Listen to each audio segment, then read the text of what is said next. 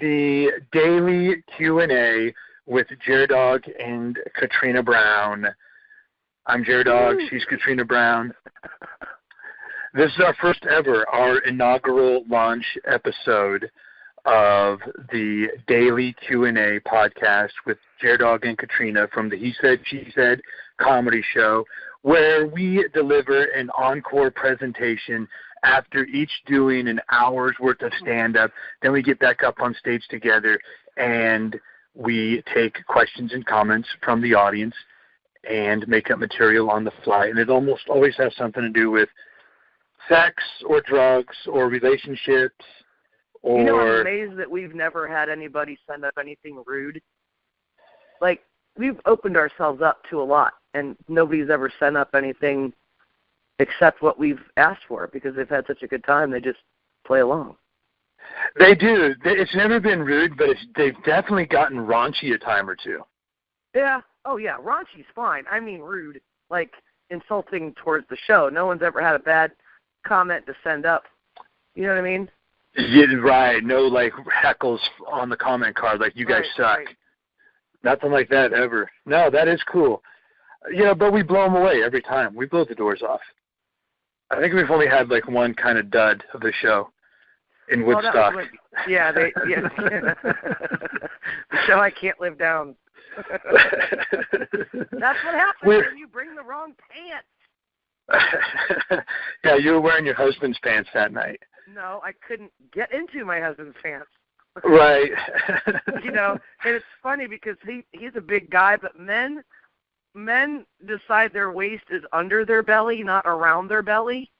So at his hips, he's a very narrow gentleman, and I'm like trying to get those jeans on, cursing every ounce of food I ate for the past 6 months until I finally realized, oh, these aren't my pants. But then I had to go to the show, so I had to wear what equates to my driving pants, or the kind of pants I wear at a buffet to eat.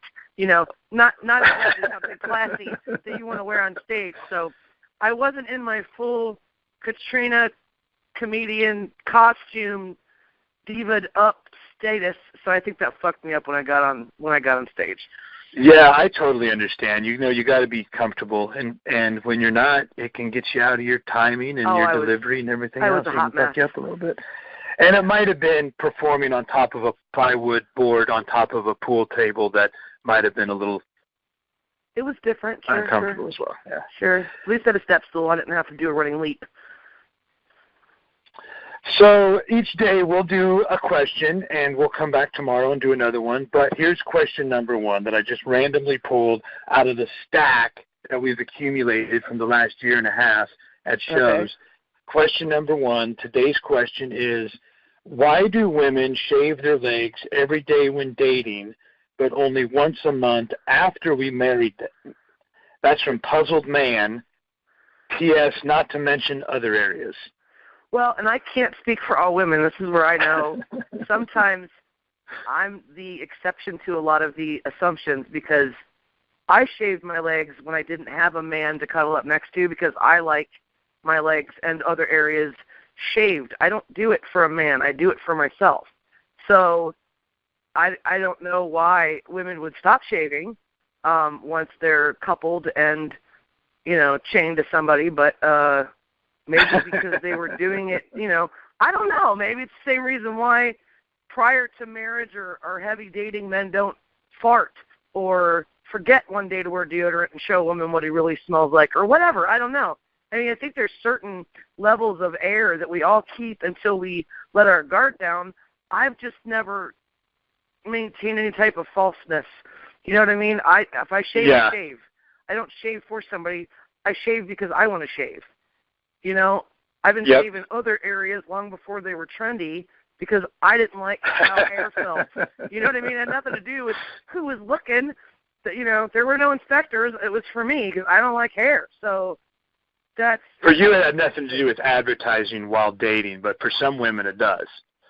Right. I understand that does happen. I'm saying I don't understand why it would, except that sometimes people put the best example of themselves forward in the game of love or sex or both, and then once they have somebody, they feel like they can relax. So maybe a man should see it as, oh, she finally feels comfortable around me, and she doesn't feel like she's, trying to hard to keep me. I don't know. I don't know how to put oh, my God, she's a human, and she actually grows hair in her armpits and on her legs. I don't see what the big deal is either way. My wife's hot when she's hairy or shaved up. Well, and that's just it. It's natural to have hair in those places.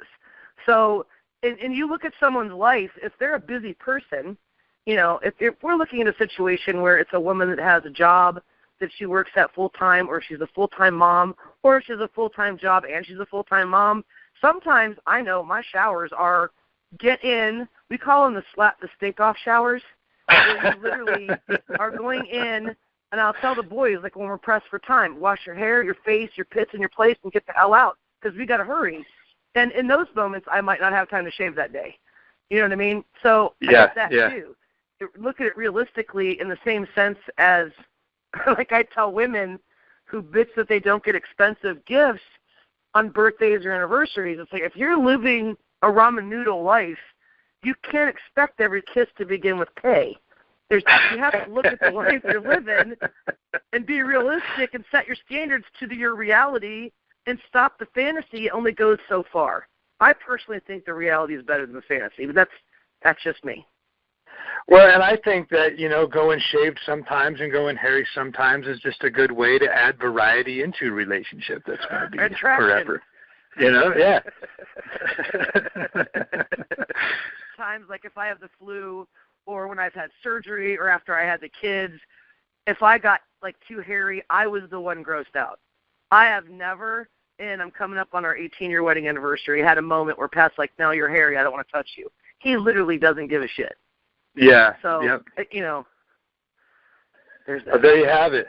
We'll be back tomorrow with another Q&A with JerDog and Katrina.